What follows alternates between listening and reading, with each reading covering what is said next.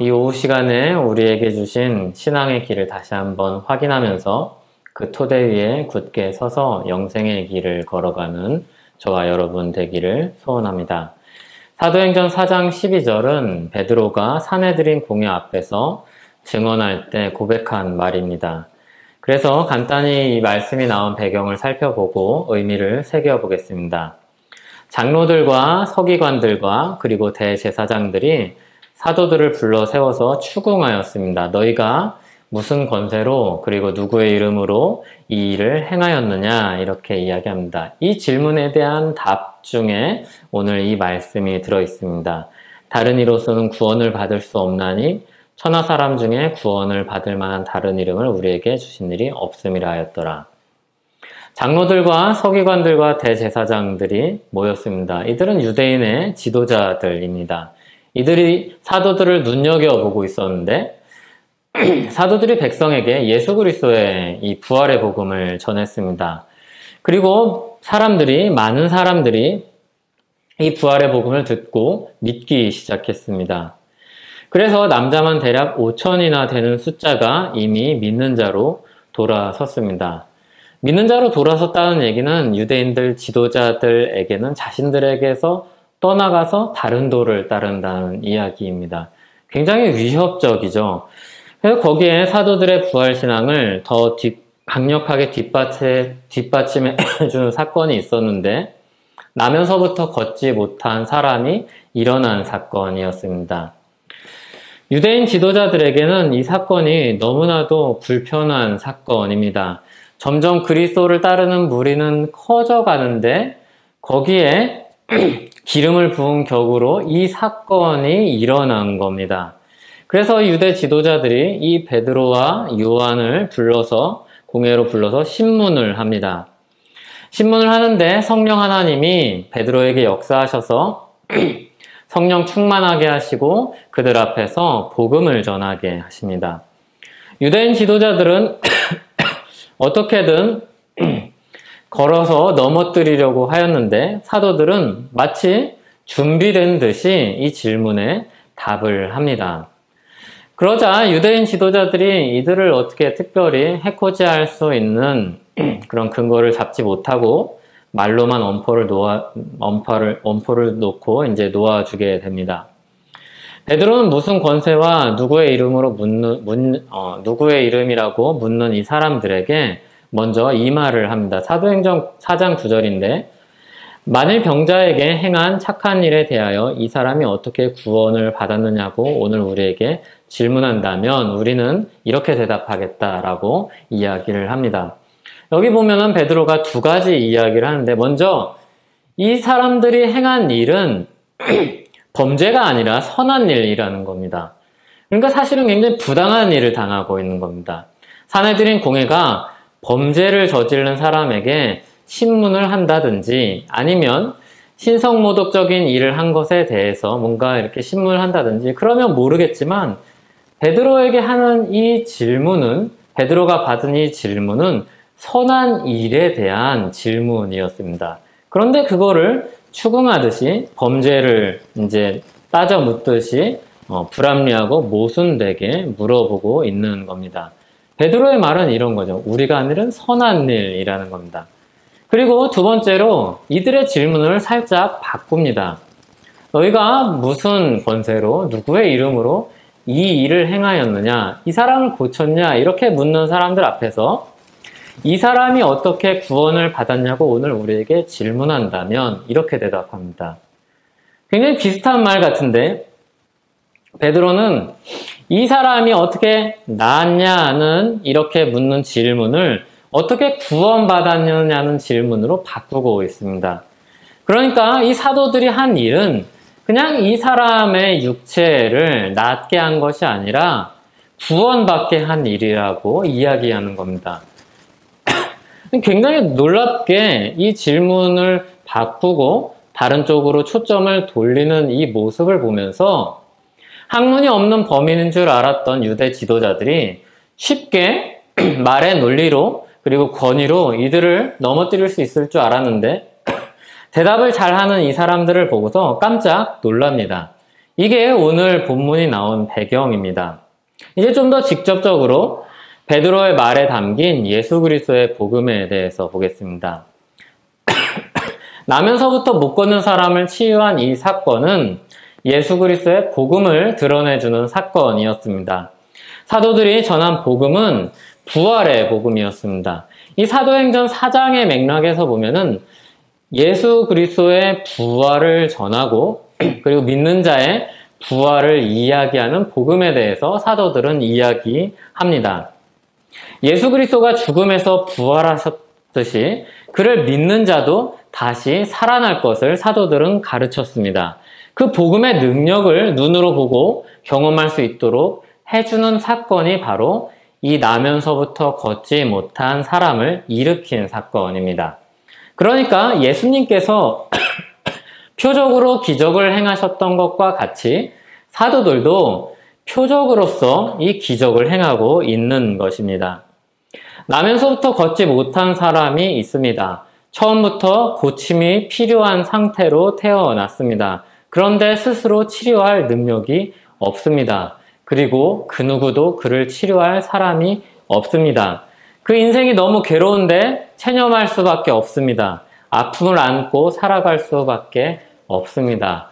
이 사람의 문제는 죄의 문제와 똑같습니다. 아담의 타락 이후 사람들은 태어날 때부터 죄의 문제를 안고 태어납니다.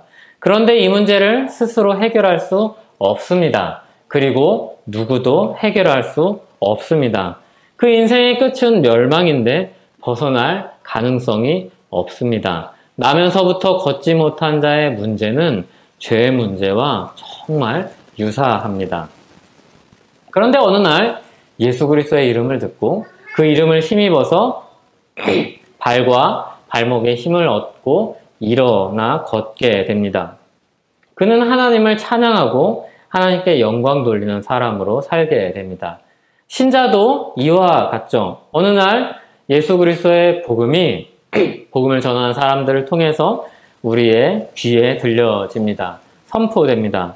그리고 그 영혼의 감각을 찾고 힘을 얻어서 예수 그리스도를 시인하게 됩니다. 그리고 하나님께 영광 돌리는 사람으로 살게 됩니다. 나면서부터 걷지 못하던 이 사람의 사건은 사도들이 전하는 부활신앙을 아주 강력하게 지지하는 증거였습니다. 부활의 능력을 보여주는 사건이었죠. 아무도 할 수 없었던 이 일을 가능하게 한 이 예수 그리스도의 이름을 듣고 사람들이 그것을 보면서 믿게 됩니다. 많은 사람들이 믿음을 가지게 되죠. 그리고 부활의 복음을 전하는 사도들을 통해서 많은 사람들이 돌아옵니다. 예수 그리스도가 구원자이심을 믿습니다. 이처럼 베드로가 걷지 못하던 사람을 걷게 한 이 사건은 단순한 치유가 아니라 구원 사건이었습니다. 걷게 된 일도 놀라운 일이었는데 그것조차 구원의 한 결과이며 구원의 증거라고 이야기하는 겁니다. 부활하신 예수 그리스도의 이름이 그를 구원하였습니다. 유대 지도자들이 물었습니다. 무슨 권세로 누구의 이름으로 이 일을 행하였느냐? 베드로는 대답하였습니다. 부활하신 예수님의 권세로 부활하신 예수님의 이름으로 그를 구원하였다. 이것이 베드로의 증언입니다. 그러면서 베드로는 오늘 사도행전 4장 12절 말씀을 통해서 두 가지를 이야기합니다. 앞서 예수 그리스도가 구원자라는 사실을 이야기하고 그리고 두 번째로 예수 그리스도만 구원자라는 사실을 증언합니다. 예수 그리스도가 구원자이며 예수 그리스도만 구원자입니다. 베드로의 이 말은 반드시 그리스도이어야 하며 오직 그리스도이어야 한다는 사실을 이야기합니다. 오직 그리스도여야 한다는 이 진리는 파란색은 파란색이라고 말하는 것과 같습니다. 많은 사람들이 파란색을 보고 파란색이라는 이 용어를 싫어한다고 해서 파란색을 빨간색이라고 말을 할 수 없습니다. 이제부터 초록색이라고 바꾸자 그렇게 할 수 없습니다. 사람들은 파란색을 파란색이라고 이야기하는 것을 가리켜서 배타적이라고 말하지 않습니다. 부당하다고 이야기하지 않습니다. 오직 그리스도만으로만 가능한 구원이라는 이 진리는 이와 같습니다. 구원이 그리스도로만 가능하기에 그거를 그렇다고 하는 것입니다. 오직 그리스도라는 이 진리를 말하면 성경 전체가 배타적이고 편협하다는 그런 느낌을 주는 것만 같습니다. 하지만 성경은 A는 A고 B는 B라고 말하는 것처럼 유일하신 그리스도에 대해서는 배타적으로 이야기하지만 이 세상에 있는 다양성에 대해서도 분명하게 이야기합니다. 그걸 잘 보여주는 말씀 중에 하나는 바로 은사의 다양성을 설명해 주는 말씀입니다. 은사가 하나라고 이야기하지 않고 사람들은 저마다 다른 은사를 가지고 있고 각자의 은사가 필요에 따라서 각자 역할을 한다고 성경은 가르칩니다. 성경은 모든 것을 천편일률적으로 색칠하지 않습니다. 이 세상에 있는 모든 교회가 똑같은 색깔을 가지고 똑같은 모양을 가져야 된다고 이야기하지 않습니다. 사람들의 다양성과 개성을 지우려 하거나 무시하거나 획일화하지 않습니다. 한 복음이 모든 종족과 모든 신분과 모든 성격 등 모든 사람들에게 차별 없이 전해집니다. 그러나 이 복음은 그들 안에서 각자의 인격에 따라서 꽃을 피우고 열매를 맺습니다. 이렇듯 성경은 다양성을 분명하게 이야기합니다. 그러나 배타적인 문제에 대해서, 유일한 문제에 대해서는 단호하게 이야기할 뿐입니다. 한 가지 길이 있을 때는 타협하지도 않고 거짓을 말하지도 않습니다.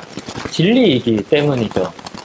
내비게이션이 길을 가르쳐 줄 때 목적지에 이르는 길이 외길인 곳으로 갈 때는 그 한 가지 길로만 인도를 해줍니다. 그 길을 가르쳐 줄 수밖에 없습니다. 좀 부드럽게 말을 돌려서 우회적으로 한다고 해도, 그렇다고 해도 핵심은 달라지지 않습니다. 이 길밖에 없는 것입니다. 예수 그리스도 외에 다른 이름이 없는 것입니다. 그러면 왜 그리스도 외에 구원할 다른 이름이 없습니까? 그것은 죄의 어두움 때문입니다. 죄에서 우리를 새롭게 할 수 있는 능력이 주님께만 있기 때문입니다. 구스인이 그 피부를, 표범이 그의 반점을 변하게 할 수 없습니다. 만약에 그럴 수 있다면 악에 익숙한 사람들이 선을 행하게 될 것입니다. 그 말씀이 예레미야 13장 23절입니다. 사람이 자기 본질을 스스로 바꿀 수 없다는 것입니다. 왜 예수 그리스도 외에 구원할 다른 이름이 없습니까? 하나님의 공의 때문입니다. 하나님의 기준은 변하지 않습니다. 악은 악입니다. 공정한 심판자의 기준은 변함이 없습니다. 그리고 그 기준에 이를 사람이 없습니다. 예수 그리스도 외에 우리에게 의를 가져다 줄 사람이 없습니다. 왜 예수 그리스도 외에 구원할 다른 이름이 없습니까? 우리를 구원할 의지와 능력을 가진 분이 예수 그리스도 외에 없기 때문입니다. 예수님은 우리를 사랑하시고 우리를 구원하시기 위해서 십자가로 가셨습니다. 그리고 부활하셨습니다. 믿는 자들을 그와 함께 묶어서 하나님의 기준에 합당한 자로 여김을 받게 하셨습니다. 그런 의지와 능력을 가진 분은 예수 그리스도 외에 없습니다. 예수님이 하나님이시기에 일을 행하실 능력이 있습니다. 그분은 우리를 대표하는 한 사람으로 오셔서 한 사람으로 하나님의 진노를 받으시고 한 사람으로 부활하셨습니다. 그와 연합한 자는 그 이름을 힘입어 그 능력으로 하나님의 진노를 받은 자요 부활하여 하나님 앞에 산 자로 살게 됩니다. 사람에겐 구원이 필요하고 그 구원을 이룰 수 있는 분이 부활하신 예수 그리스도 외에 없다는 진리가 성경의 가르침입니다. 굉장히 배타적인 진리이죠. 한 길 외에 다른 길이 없기 때문입니다. 유일한 길이기 때문입니다. 성경은 우리 마음을 누그러뜨리기 위해서 없는 길을 이야기하지 않습니다. 없는 길을 있는 것처럼 말하면 처음에는 우리 마음이 좀 편안해질지 모릅니다. 하지만 그 길이 없는 길이라는 것을 알게 되면, 낭떠러지를 만나게 되면 그때는 후회할 것입니다. 그리고 우리 마음은 허망해질 것입니다. 거짓말은 이와 같습니다. 순간적으로 우리 마음에 위로를 줄 수 있습니다. 편안하게 해줄 수 있습니다. 하지만 거짓말은 허망한 것입니다. 사실이 아니기 때문입니다. 성경은 우리에게 그 멸망의 길에 서지 않도록 모호하게 이야기하지 않고 그 끝에 이르지 않도록 계속해서 바른 길을 일러줍니다. 베드로의 신앙 고백은 이와 같은 것입니다. 그러므로 우리는 경로를 이탈하였다는 이 메시지를 무시하면 안 됩니다. 예수 그리스도 외에 다른 길이 있다는 이 메시지는 경로를 이탈했다는 경고입니다. 귀 기울여 듣고 부활하신 예수 그리스도의 신앙으로 우리는 더욱더 나아가야 합니다. 그리고 우리는 그 길만 전할 수밖에 없는 사람들입니다.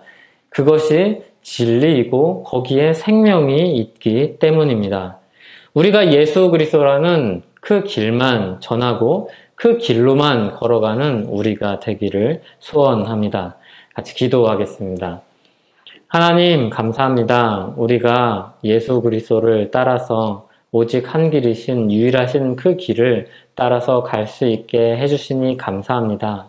주님, 사람들은 그 길이 너무 배타적이고 너무 부당하고 그것으로만 되냐고 반문할지 모릅니다. 하지만 그렇다고 주님은 우리에게 거짓말을 하시지도 않으시고 그리고 다른 이야기를 하시지도 않으십니다. 우리가 멸망당하지 않도록 오직 한 길이신 예수 그리스도를 우리에게 전해주실 뿐입니다.